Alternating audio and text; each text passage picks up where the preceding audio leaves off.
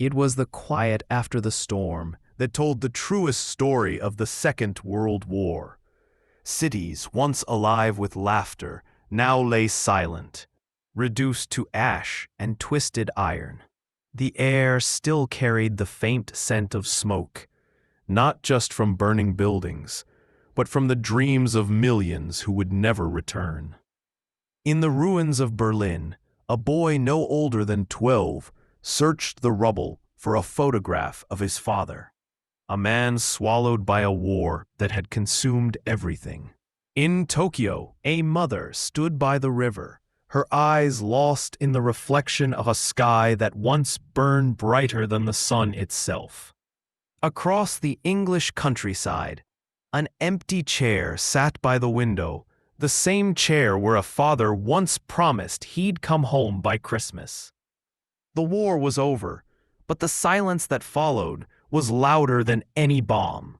World War II wasn't just fought with bullets, tanks, and planes. It was fought with deception, with code, with science, with ideas. It was fought in the shadows of laboratories, in the whispers of spy networks, and in the decisions of men who would shape the next 100 years without ever pulling a trigger. But how did humanity spiral so far, from the triumph of progress to the depths of destruction? How did we build a world that could harness the atom and yet fail to contain its own hate? To understand the end, we must return to the beginning, to a time when nations gambled their future on the illusion of control, a time when one man's ambition collided with the destiny of the modern world. The 1930s promised hope, recovery, and new order, but beneath that promise, the storm was already gathering. Germany, humiliated by the Treaty of Versailles, sought resurrection under Adolf Hitler, a man whose words were more dangerous than any weapon of war. His speeches weren't just calls to power, they were spells, weaving fury into loyalty, despair into purpose. And as Europe watched in hesitation, Germany rearmed in defiance. Factories that once built tractors now forged Panzer tanks. Children sang nationalistic hymns under banners of red and black. And in every corner of Germany, fear became faith, and faith became fanaticism. The world saw it coming, but nobody believed it would go this far. Not until the night sky over Poland burned. September 1st, 1939, the day the world woke up to its own nightmare. The German war machine rolled across borders with a speed and ferocity the world had never seen. The concept of blitzkrieg, lightning war, wasn't just strategy, it was terror made mechanical. Within weeks, Poland was crushed, and within months, Hitler's forces stood at the gates of France. While the world reeled from shock, another empire watched quietly from across the sea. The rising sun of Imperial Japan. Their ambitions stretched far beyond the Pacific. They saw the chaos in Europe not as tragedy, but as opportunity. That as the Western powers fought for survival, Japan prepared its own silent invasion of the East. What followed wasn't just a world at war. It was civilization itself at the edge of extinction. Across every continent, humanity divided itself into light and shadow, allies and axis, democracy and dictatorship, mercy and madness. But within this vast canvas of destruction lay smaller human stories of courage that defied the impossible. A British radar operator who intercepted the first wave of German bombers and saved London. A Soviet nurse who carried wounded soldiers through snow and fire at Stalingrad. An American codebreaker who spent years in silence, deciphering messages that would end wars before they began. And a Japanese diplomat who defied his government to save thousands of lives. Heroes existed on every side, and villains too, because in war, morality doesn't wear uniforms. As the 1940s unfolded, the world became a chessboard, not of kings and queens, but of nations, spies, and scientists. The race for power no longer belonged solely to the battlefield. It had shifted into the realm of innovation, deception, and endurance. Hitler's scientists pushed boundaries that blurred ethics and insanity, from jet engines to chemical weapons. The Allies, in response, built intelligence networks that could outthink entire armies. In underground bunkers, mathematicians became warriors. And in distant laboratories, the greatest minds of the century began to create something that could end civilization in a single instant. Yet, even as nations prepared for apocalypse, life continued in fragile fragments. Children playing in shelters, soldiers sketching faces they'd never see again, letters carried across oceans that arrived long after the writer was gone. It was humanity's darkest hour, and yet, paradoxically, its most defining, because from this chaos, the modern world would emerge. From the ashes of destruction would rise computers, jet travel, medical breakthroughs, and space exploration. But all of it came at an unbearable cost, the sacrifice of an entire generation. World War II was more than a conflict. It was a mirror, a reflection of what humanity is capable of, both in its cruelty and its courage. Every victory was written in blood, every peace treaty signed over graves. This is the story of how the modern world was forged in fire, a story not just of leaders and battles, but of choices, consequences, and the thin line between progress and annihilation. And as we move deeper into this story, we'll uncover the secrets, betrayals, and moral crossroads that shaped the outcome of the most devastating conflict in human history. Because the Second World War wasn't just fought to end tyranny, it was fought to define what it means to be human. The storm had begun, and there was no stopping it now. From Warsaw to Paris, from Cairo to Shanghai, the world was swallowed by a tide of fire and ambition. In the heart of Europe, Adolf Hitler watched maps with trembling hands and unblinking eyes. Each pin he placed marked not just a city, but a dream, a world remade in his image. His generals obeyed in silence, aware that disobedience meant death, and obedience meant damnation. But beneath the confidence of the Führer's speeches, there was growing chaos. His armies stretched too thin, his conquests too fast, and his belief in destiny too absolute. Germany had built the deadliest war machine the world had ever seen. But even the most powerful machine breaks when driven by madness. In the West, France fell in 6 weeks. An entire generation of soldiers who had survived the First World War now watched helplessly as German tanks thundered through Paris. The French army, proud, disciplined, yet trapped in the ghosts of 1914, collapsed under the speed of blitzkrieg. The world called it genius, but inside Hitler's bunker, it fed something far darker, the illusion of infallibility. In London, the last light of Europe stood defiant. Britain refused to bow. As the Luftwaffe darkened the skies above the Thames, Winston Churchill's words became the only weapon left. "We shall fight on the beaches. We shall never surrender." And from that defiance, a new kind of war began, fought not with armies, but with information. Britain's victory at home wasn't just in the skies. It was in the silence of Bletchley Park, in dimly lit rooms filled with cigarette smoke and typewriter clatter.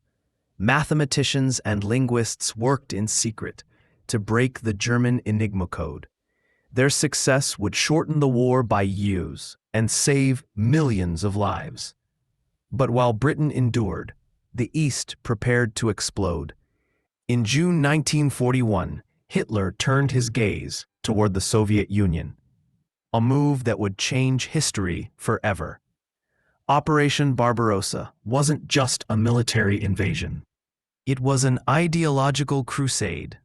Hitler saw the war against the USSR not as strategy, but as destiny, a holy war to annihilate what he called Bolshevism. 3 million German soldiers marched east, believing they would return victorious within months. Instead, they entered a land vast enough to swallow empires whole. Fields turned to mud, mud turned to ice, and optimism turned to despair. The Wehrmacht advanced for hundreds of miles, but the Soviet Union didn't collapse. It endured, fought, and adapted.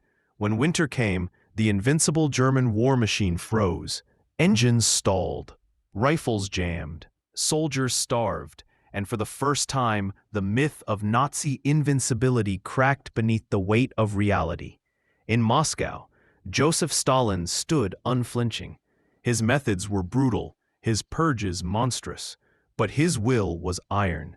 He moved entire factories eastward beyond the reach of German bombers.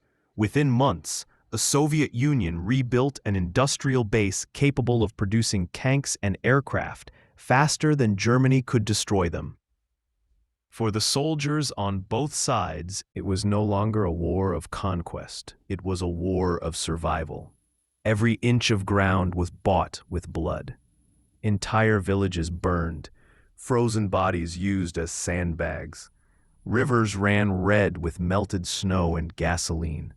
And in those infernal months of 1941 and 1942, the world realized something terrifying, that this war would not end quickly. While Europe burned, across the Pacific, another empire had made its move. Japan, seeing itself as the rightful master of Asia, struck without warning at Pearl Harbor on December 7th, 1941. In a single morning, the illusion of American neutrality shattered. Battleships lay broken in the harbor, flames reaching into the Hawaiian sky. But beneath that destruction, Japan had awakened a sleeping giant. Franklin D. Roosevelt's calm voice over the radio carried a quiet fury, a date which will live in infamy. And with that, the United States entered the war, not as a bystander, but as a force that would reshape the balance of power forever. Factories that had once built cars now forged tanks, planes, and bullets.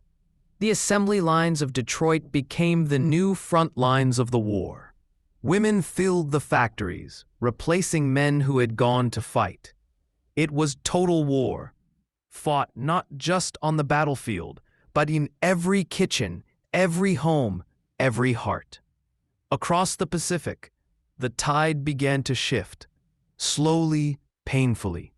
At Midway, a handful of American carriers destroyed the core of Japan's fleet. 4 Japanese carriers sunk in less than a day, a blow from which Japan would never fully recover. But victory came at an unbearable price. Every island, every inch of ocean was soaked in blood. In Europe, 1942 brought new horrors. The ghettos of Poland had become killing fields. The final solution, a phrase whispered in documents and orders, became the machinery of genocide. Millions were deported, starved, executed.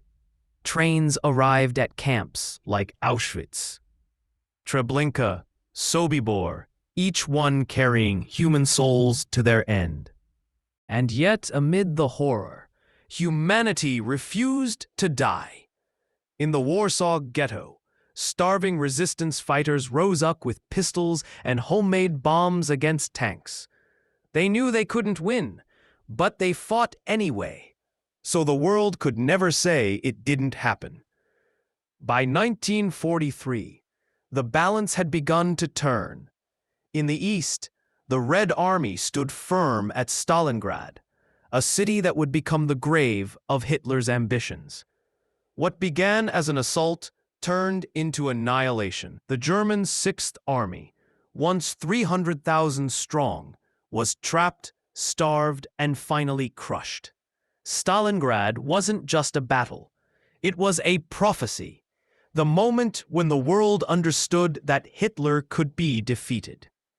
As the snow melted over the Volga, and the wreckage of tanks and bodies thawed beneath the spring sun, a message echoed across both fronts.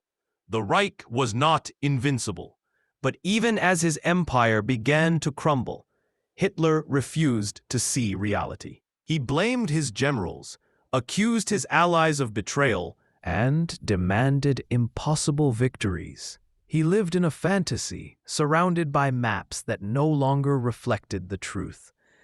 His own staff began to whisper what few dared to say aloud, that their leader was losing his mind. Meanwhile, the Allies closed in. In Italy, Mussolini's empire collapsed. In the Atlantic, U-boats that once ruled the seas were hunted and destroyed by swarming convoys and advanced sonar. And above the clouds, the skies belonged to the Allies. Yet, victory remained distant, and the cost unimaginable. For every city freed, another was destroyed. For every life saved, another 1,000 were lost. And for the millions who still languished in camps and occupied territories, liberation was a dream fading faster than the sound of falling bombs. By 1944, the world stood on the edge of both victory and annihilation. The Allied invasion of France was imminent. The German Reich, though cornered, still commanded an army millions strong, and a leader who believed that if Germany could not win, it should burn with him. The next chapter of the war would not just decide who would win, but who would survive. June 6, 1944. The night before dawn broke over the beaches of Normandy, the world held its breath. More than 150,000 Allied soldiers waited in the darkness, their faces painted, their hands trembling, their hearts silent. It was the largest amphibious invasion in human history, Operation Overlord. As the first landing craft hit the surf, chaos erupted. Machine guns tore through the morning fog. The sea turned crimson. Men who had spent months preparing in England now faced the brutal reality of war. On Omaha Beach, entire platoons were wiped out before taking a single step forward. But still, they advanced, crawling through the sand, dragging the wounded, shouting over the thunder of artillery. They climbed those cliffs and broke through the Atlantic Wall. By nightfall, the impossible had happened. The Allies were back. In France, Hitler's fortress Europe, the empire he had promised would last 1,000 years, had been breached in a single day.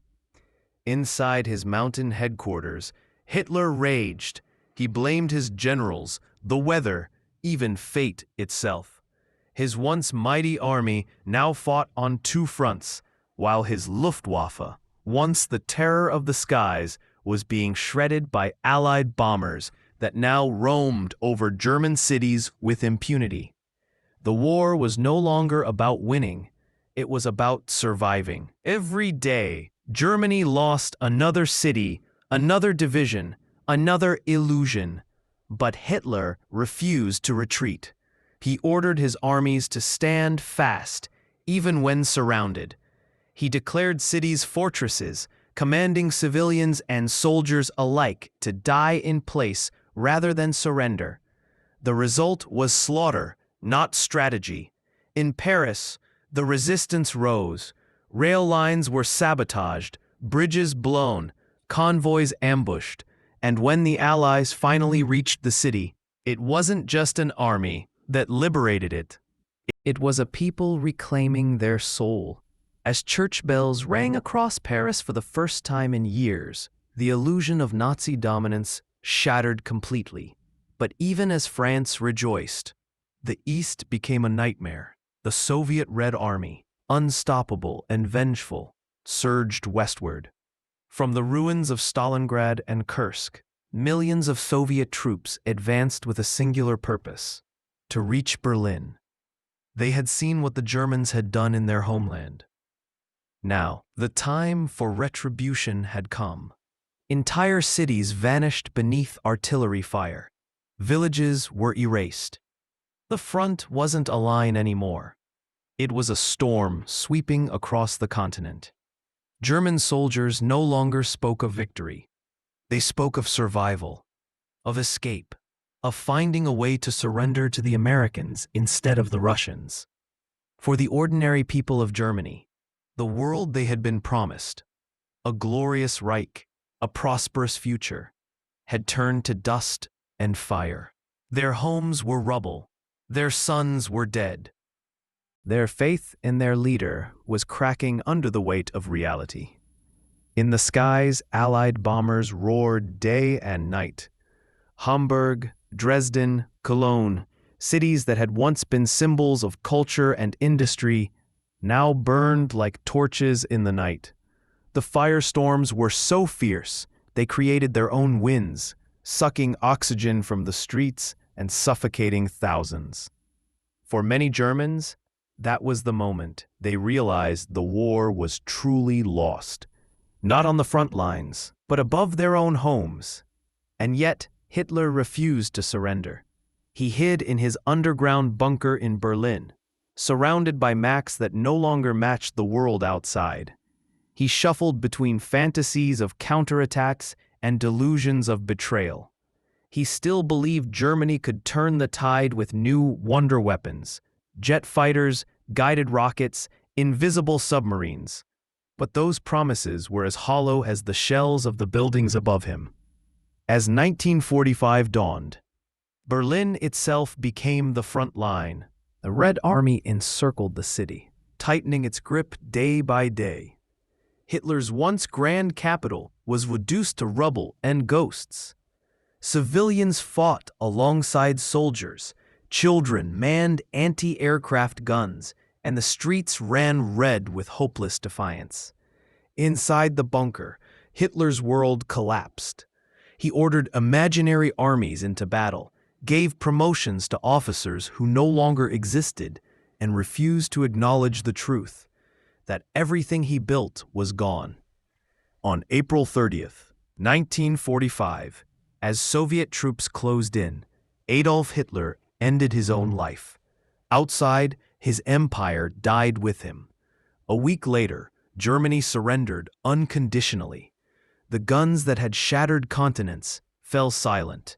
The war that had begun with dreams of domination ended in total destruction.